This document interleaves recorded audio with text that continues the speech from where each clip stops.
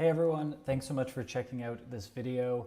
Today I'm doing a little talk on how to successfully hire virtual assistants. I know a lot of people in my network, people that I've spoken to in the Facebook group and on my email list have all expressed interest in this, but don't really know where to start, don't know how to find the talent, don't know how to assign the work in the right way. So I'm just going to walk through how we do it at MarketMe Consulting. We've been using virtual assistants now for the past 5 years, as well as a huge network of freelancers. We keep our business sane and operating really, really well by using this method. So I'm just going to walk you through how we look through some of this, as well as how you as the entrepreneur or the solopreneur can help assess on your own what things you need to move off of your plate. So a couple things we're going to go through. We're going to figure out how to outline and assess your needs.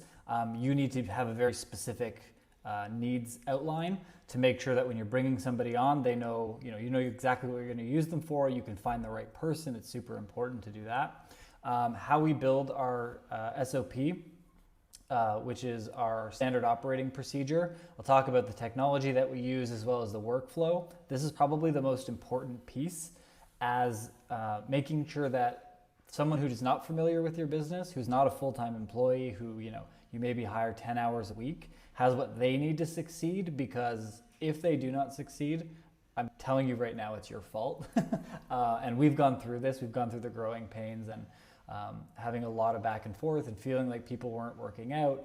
And the truth was our processes used to suck quite a bit. And now that we've gone through this process, we've really cleaned it up. We'll talk about where we can find a VA, a bit on the interview process, how to give somebody test work to figure out if they're the right fit, and then how to keep that person happy, how to keep them on board for longer and keep them really, really motivated to do awesome work for you. So outlining your needs, I always start with this. I make a list of all the stuff I hate doing. There are tons of things in your business that make you stressed out, that makes you anxious, that you sit back and procrastinate because you just don't want to deal with it. That's super common. Most of us are great at a handful of things and are really bad at the other things. So really identifying, the things that you don't like to do. What I tend to do, especially if it's somebody new, is I take away anything that is, personal data, money, accounting. You don't necessarily want a VA coming and managing or touching anything to do with that until maybe you build a great relationship and you can work towards that. But invoicing and banking and stuff, I usually leave off the table, especially at the beginning. But you want to focus on repetitive and simple tasks that you don't like doing or you're not good at doing. So here's an exercise that you can do. I posted this in the Facebook group about 2 weeks ago, but I'll just explain it again for anybody who's seeing the video outside of it. So what I do is I look at a 30-day window of everything I do, and I'm very deliberate about writing down every little task. Check my email. That happens 5 times a day. I respond. I email back and forth to figure out dates to talk. I book the meeting into my calendar. I send an invoice. I follow up. Every task should be in a really long list of everything that you do. And then you want to create a chart that basically has 4 columns: $1 an hour, $10, $100, and $1,000 an hour. And I want you to take every single task and assign a value to it in relation to how it moves the business forward and the importance to it moving the business forward. So for example, ordering stationery, $1 task, making sure that our calendar meetings are booked properly. It's a $10 task. And what you're going to find is about 80 to 90% of what you do are in the $1 and $10 buckets. And the least amount of what you do is going to be the $100 and $1,000 an hour tasks. And that just comes down to, there's not that many things that you can be doing to move the business forward. For me, me being on podcasts, me being on sales calls, and just me being out doing this type of work and creating content on behalf of the brand are really the $1,000 an hour tasks for me, because I know that doing those actions creates revenue that comes in and allows us to do everything that we do.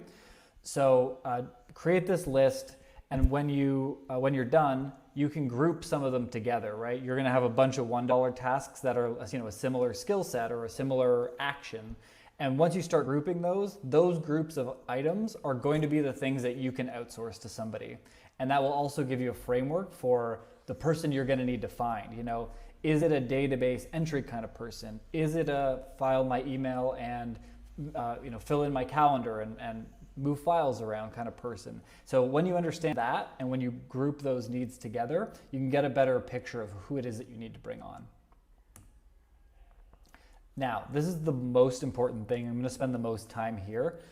The standard operating procedure is the decision between, is this going to work well or is this not going to work at all?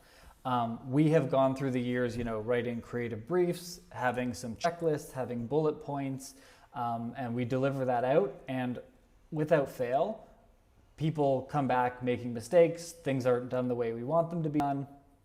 So we've gone through this process now for just about everything that we do. And it takes, maybe 1 to 2 hours to train a brand new person who's never worked with us before to literally fit into our machine and get executing. So for every process that you have that you're going to have somebody do, close your computer, close your notebook. You get no visual, visual accessibility. Dictate on your phone, open your voice chat note or notes taking app, and literally dictate every step in a process. Now you want to explain it as if somebody's on the other end of the phone, listening to it and doing those actions. You want to be as descriptive as possible. You want to break things down into as many steps as humanly possible. You are to make no assumptions. What tends to happen is when you're verbally transferring information or trying to give somebody a task to do, you're starting at level 5 because the first 4 steps are assumed. You do them every day, you spend all of your time doing it, you've been doing it for years. The problem is somebody else who doesn't know your business or who are not working in the business is not going to know what those steps are. So go through every step, do it in a voice note, then play that voice note back to yourself and follow the steps as you hear them. Now, don't add anything, don't make any assumptions, do the task word for word as you hear it. I don't know if you've ever seen that video where the parents will give their kids a notepad and they're like, hey, tell me how to make a peanut butter and jelly sandwich. And they purposely do it literally the exact thing that's written down. And inevitably the sandwich doesn't get made and the kid says, oh, I meant this, I meant that. And they're, yeah, but that's not what it says. Think about it like this, make it a foolproof system. So listen to your recording, go through the processes, and as you identify, it usually will take about 4 to 5 rounds of fixing this to get it right. Until you can listen to it and click by click, page by page, task by task, exercise by exercise, it's done perfectly. And then you need to document this process. So now I've verbally heard it, I get the point, somebody hearing this would be able to do it. Now you have to make it visually stick and you have to give the person the tools that they need to be able to execute it. So for us, we use a Google slide deck. And on the first page, we make a list of every single step in every single task. So there's, task 1, steps 1 through 12. And then the next page is task 2, steps 1 through 15. And we'll list them all. And then what we'll do is we will connect. So we'll link each task to a page in the document. So task number 1 is on slide 3. And every description or every single piece of information they need needs to be written in statements. If you see this, do this. If you don't see this, do that. And you should have a decision-making tree for every contingency and every different scenario that could come up. You can also use links in your slideshow. So say you've created a Loom video where you verbally are walking through a process, which I highly recommend doing. You could, the task could link out to that video for them to be able to watch and not only see the process, but like hear your reasoning and your interpretation behind it. That's really, really good way to do it. It might also link out to other documents or spreadsheets or things that they need access to. You want to make this slide deck their Bible. They should have to go nowhere else but this slide deck to get access and to be able to make a touch point with every single thing.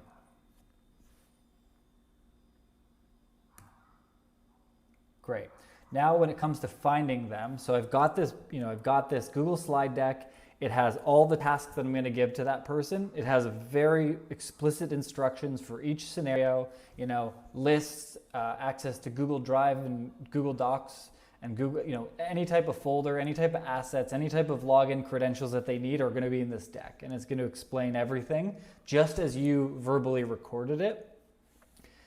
Then when you're ready to go and you know who you're going after, there's a couple different ways you can do it. You can look up an agency, or you can try and find an independent person to bring on. The company that I've had the most success with is iWorker. They primarily bring in people from the Philippines, and then they actually interview and vet them for you. So you give them a job description, tell them what you want, and they will send forward candidates who they believe to be the best. The other area that you can go is in Facebook groups. There's a ton of Facebook groups around the world of virtual assistants coming together to learn how to get business together or improve their businesses. It's really easy to pop into those rooms, say, hey, I'm looking for somebody who can help me with XYZ. Let me know who's out there that can do it. You might get a bunch of applications, and that's fine. We'll talk about how to kind of interview and vet them a little bit as well. But when you're writing the description of what you want from them, don't take a job posting from LinkedIn or Indeed. First of all, those posts are generally terribly written, copy and pasted from everyone's kind of just stealing everybody's. And the truth is, if you want someone who's able to code websites, do design work, write copy, do graphics, make social media posts, you're talking about an impossible scenario. That person doesn't exist, I guarantee it. So be very deliberate about the exact tasks you need them to execute, the softwares or the tools that they need to have capability or be able to use. And that's about it. That's the only thing you really want to include in your job description, is just the exact tasks and the tools that they're going to need to use, or any, there may be skill sets like, good at math, but most of the time, if you kind of say like, this is the type of industry, these are the tools, these are the tasks, you'll get the right people that come forward. Now, you get 5 or 6 responses, and you're all excited. You want to figure out who's the best candidate. So I don't know if you've ever had to interview. I've interviewed so many people in my career that for me it's a bit of an automatic process now. But here's a couple of key points, because this is somebody who's going to work 5 or 10 hours a week, not someone who's coming on payroll, who's coming on 40 hours a week. So what you really want to do is get a feel of their personality. There's going to be a lot of trip ups and a lot of communication at the beginning, especially as you're making your standard operating processes better.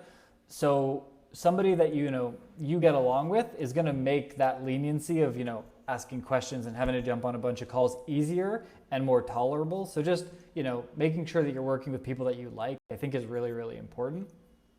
And then you do want to ask them a couple of questions. All you're trying to do, and so you want to ask them something that they probably don't know the answer to.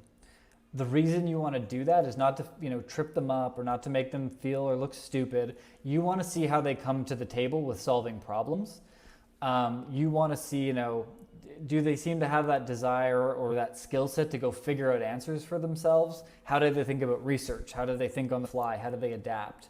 That will give you a really good indication. If somebody says, oh, well, I would, probably read through internal materials, and then I might watch a couple of YouTube videos to figure out how this works, and then I would, just present that solution to you to make sure it's the right thing that you want. And that's like a perfect check mark of the answer that you want, right? I'm gonna go do a bunch of the work by myself.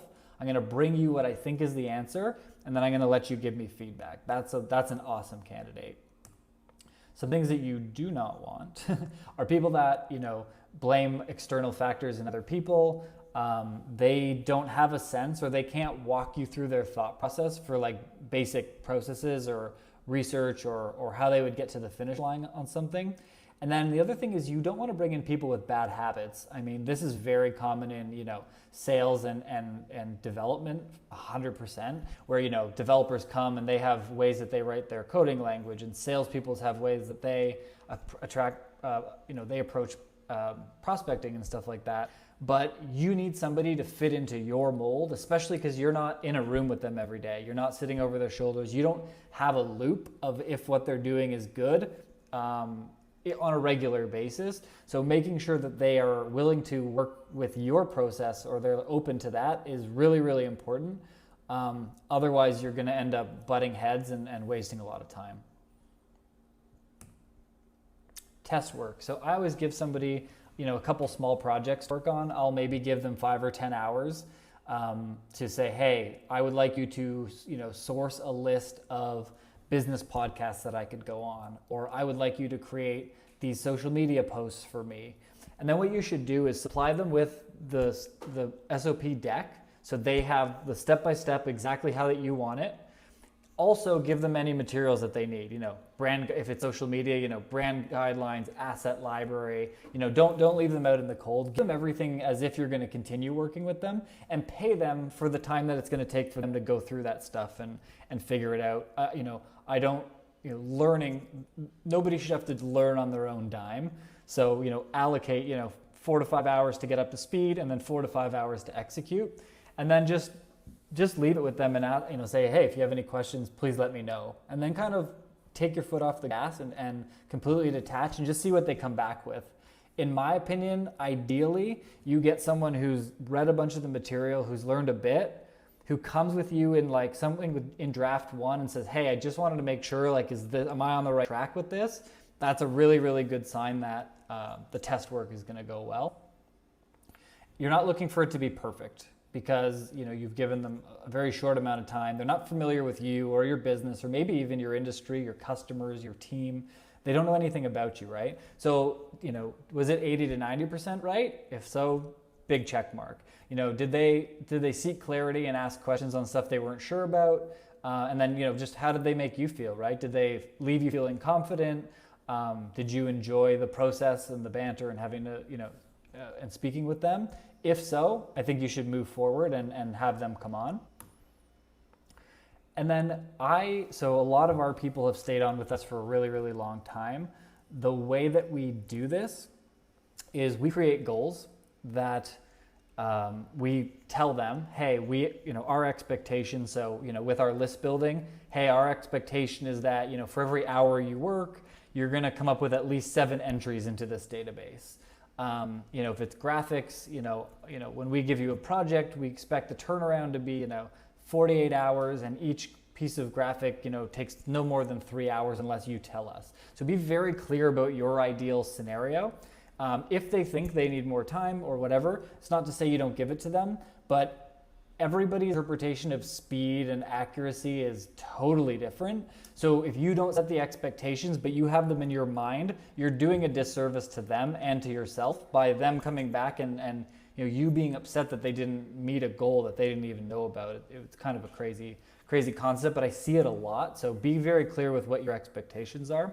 And then on your end, kind of have a spreadsheet that you check in, once every 2 weeks or anything, or once every 2 weeks or once a month, and just assign a range of how did they achieve each thing. So if they've, you've got 3 goals for them, did they hit it 50%, 75, 90, 100, or did they go above?